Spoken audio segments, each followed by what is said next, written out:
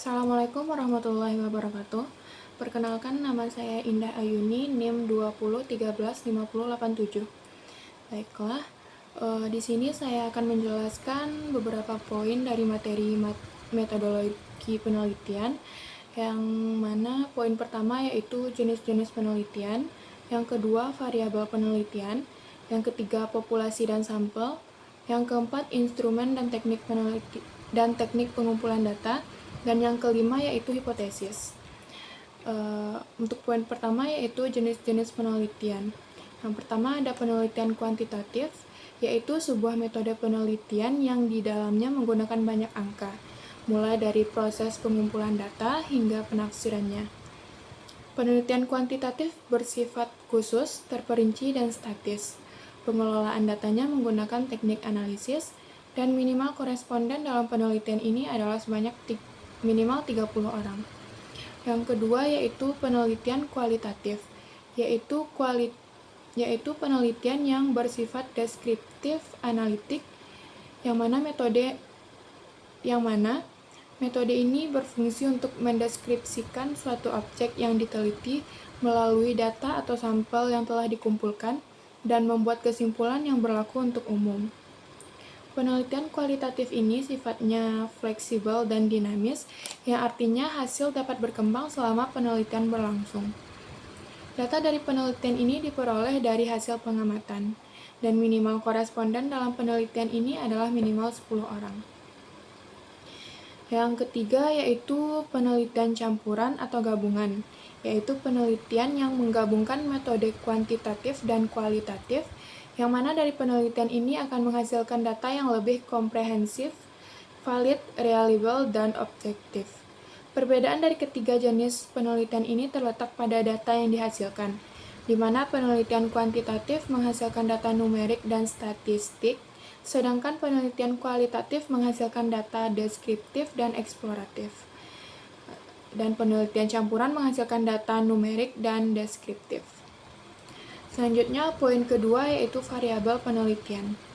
Variabel penelitian adalah segala sesuatu yang akan menjadi objek pengamatan penelitian, atau dengan kata lain fenomena yang akan menjadi pusat perhatian penelitian untuk diobservasi atau diukur. Di sini saya hanya akan membahas dua jenis variabel, yaitu variabel dependen dan independen. Variabel dependen atau terikat adalah variabel yang dipengaruhi atau yang menjadi akibat karena adanya variabel bebas. Variabel ini dilambangkan dengan huruf Y. Yang kedua yaitu variabel independen atau variabel bebas adalah variabel yang mempengaruhi atau yang menjadi sebab perubahannya atau timbulnya variabel terikat.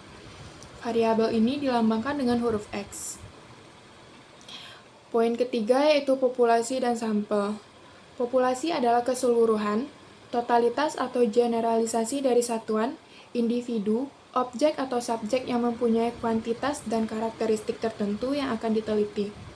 Dapat berupa orang, benda, peristiwa, dan lain-lain, yang di dalamnya dapat diperoleh informasi atau data penelitian yang kemudian dapat ditarik kesimpulan. Dalam penelitian, populasi harus didefinisikan dengan jelas, yaitu seperti apa, siapa, di mana, dan kapan. Selanjutnya yaitu sampel. Sampel adalah wakil atau sebagian dari populasi yang memiliki sifat dan karakteristik yang sama, bersifat representatif dan menggambarkan populasi, sehingga dianggap dapat mewakili populasi yang diteliti. Teknik pengambilan sampel yaitu proses menyeleksi sejumlah elemen populasi yang diteliti untuk dijadikan sampel. Teknik pengambilan sampel ada dua, yaitu probability sampling dan non-probability sampling. Yang mana probability sampling yaitu memberikan kesempatan atau peluang yang sama kepada seluruh populasi untuk menjadi sampel. Biasanya dilakukan untuk populasi yang anggotanya bisa dihitung. Yang kedua yaitu non-probability sampling, yaitu teknik pengambilan sampel yang ditentukan sendiri oleh peneliti atau menurut pertimbangan pakar. Poin keempat yaitu instrumen dan teknik pengumpulan data. Instrumen penelitian adalah suatu alat yang digunakan untuk mengukur fenomena alam maupun sosial yang diamati. atau dengan kata lain, alat yang digunakan untuk mengumpulkan data penelitian.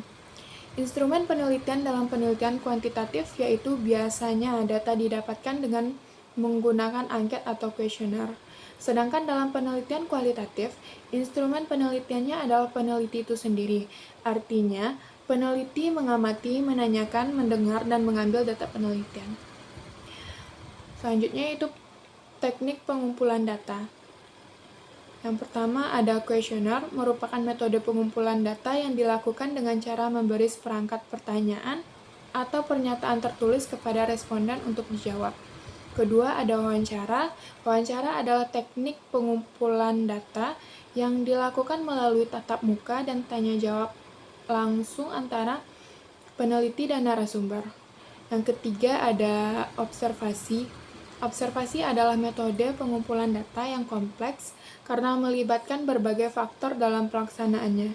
Metode pengumpulan data observasi tidak hanya mengukur sikap dari responden, namun juga dapat digunakan untuk merekam berbagai fenomena yang terjadi. Dan poin terakhir atau poin kelima yaitu hipotesis. Hipotesis adalah dugaan sementara. Dugaan tersebut dibuat oleh peneliti dengan mengacu pada data awal yang diperoleh. Kemudian, dugaan benar atau salahnya ditentukan berdasarkan hasil penelitian. Macam-macam hipotesis ada 3, yaitu yang pertama, hipotesis asosiatif, yaitu diartikan sebagai jawaban sementara atas hubungan antara dua variabel atau lebih. Jadi, hipotesis ini dirumuskan berdasarkan rumusan masalah yang asosiatif atau menggambarkan hubungan. Yang kedua, hipotesis deskriptif, yaitu menunjukkan hubungan antara variabel secara implisit, sehingga hubungan cenderung tersembunyi.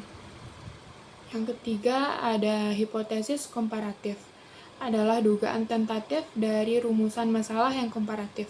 Artinya, variabel sama, hanya saja populasi, sampel, dan keadaan yang berbeda. Jenis-jenis hipotesis ada 2, yaitu hipotesis alternatif yang dilambangkan dengan simbol HA atau H1 berfungsi untuk menyatakan hubungan antara variabel X dan Y. Kedua ada hipotesis nol dilambangkan dengan simbol HO atau H0 yang merupakan kebalikan dari hipotesis alternatif yaitu tidak adanya hubungan antara satu variabel dengan variabel lainnya. Baiklah, itu saja 5 poin dari metodologi penelitian yang dapat saya sampaikan. Assalamualaikum warahmatullahi wabarakatuh.